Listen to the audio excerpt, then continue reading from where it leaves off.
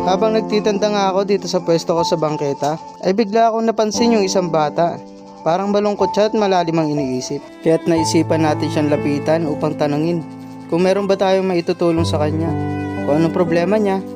Ngunit halata sa mukha niya ang pagkabalisa at pagkalungkot. Napansin ko rin na parang hinang-hina na siya at gutom na, kaya naisipan ko siyang abutan. Ngunit nung inabutan ko na siya, magugulat ka kung ano reaksyon niya. Kahit ako sa sarili ko, hindi ko napigilang mapaluha. Halika't panoorin natin ang buong storya. So guys, lapitan natin siya. Tatanungin natin kung anong pwede natin matulong sa kanya. Ne, pansin ko kanina ka pa. Asa yung mga magulang mo, ne? Ha? Parang pansin ko parang pagod na pagod ka. Kumain ka na ba? Ne, oh. Mama pa akong pulubi. Ha? Kaya pa ako naghihintay sa'yo. Ha? Sabi mo, Jollibee mo ako. Sino ka ba? Anak mo ko din.